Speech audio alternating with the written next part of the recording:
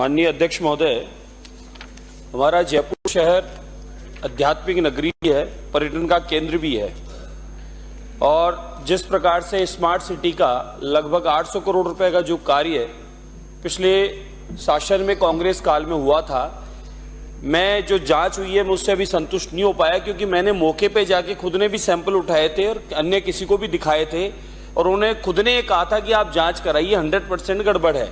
गनगौरी अस्पताल की बात करते हैं, उसकी एक मंजिल तो बारिश में नीचे दबी गई थी और अनगिनत अनियमितताएं हैं। 6-6 महीने का टाइम बढ़ाई जा रही है कंपनी, फिर भी उस काम को ओके बताया जा रहा है, तो समझ में नहीं आ रहा।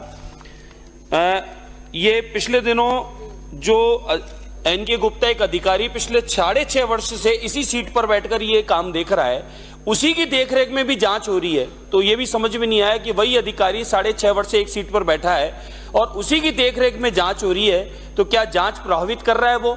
और जब जांच के लिए आपके पास में एप्लीकेशन आई तो उसे रिटायरमेंट की फाइल क्यों लगाई? रिटायरमेंट एडवांस क्यों ले रहे हैं वो अधिकारी? जो उसके अंदर अधिकारी जिम्मेदार हैं उन्होंने एडवांस रिटायरमेंट के लिए फाइलें लगा दी, तो ये भी जांच का विषय है। और जो विकास पर्यटकों को आकर्षित करने के लिए काम जो होना चाहिए था, उस प्रकार से मंत्री महोदय को मैं निवेदन करना चाहूंगा, आपके माध्यम से हुआ काम नहीं।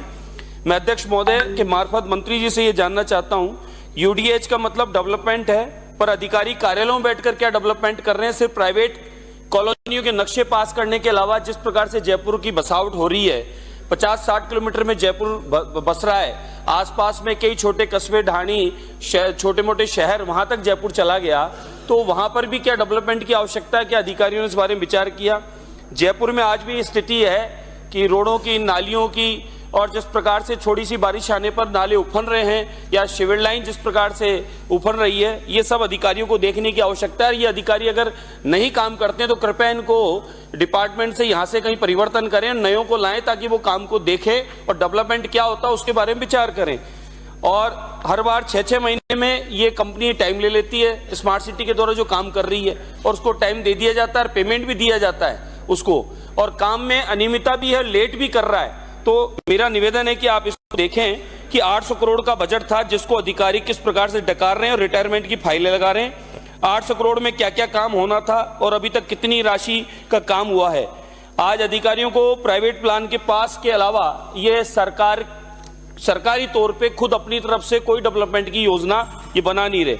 मंत्री महोदय को मैं निवेदन करना चाहूंगा, अध्यक्ष महोदय आपके द्वारा, ये मेरे हाथ में पत्रिकाओं की जयपुर के, राजस्थान के विशेष पत्रिकाओं के द्वारा ये पत्र छपे हुए हैं। स्मार्ट सिटी के हाल में दरक रहे बरामदे, गिर रहा है प्लास्टर और डिब्बा बने स्मार्ट टॉयलेट, करोड़ों खर्च कर फिर भी नहीं हो पाया स्मार्ट सिटी की लिविंग लाइफ, काम से दूसरे नंबर पर राजस्थान।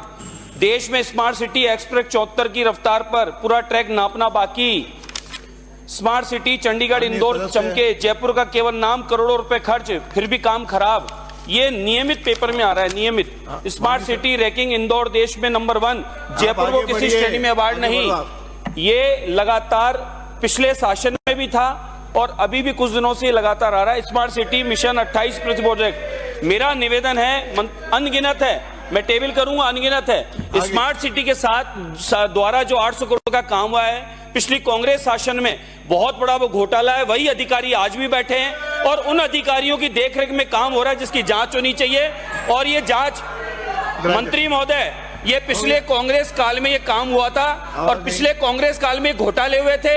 उन बरामदों में कोई 1 रुपया लगा नहीं, जिन बरामदों का पेमेंट हुआ है, रंग रोगन जो उड़ चुका है, धुल चुका है, जो पेंटिंग्स थी वो ही नहीं।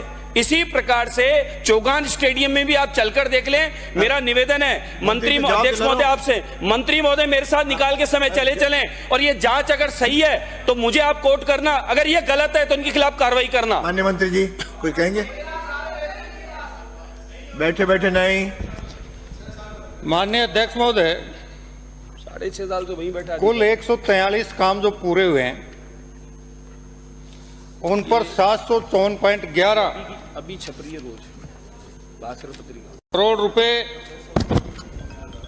खर्च हुए हैं और जो 9 काम अभी प्रगतिरत हैं उन पर अब तक 91.24 करोड़ रुपए का भुगतान किया गया है। जबकि उनका कुल बजट 115.73 करोड़ रुपए है। ये सूची मैं टेबल कर रहा हूं।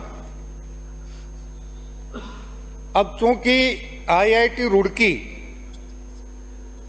और MNIT जयपुर के अलावा बाकी जो NABL से स्वीकृत प्रयोगशालाएं हैं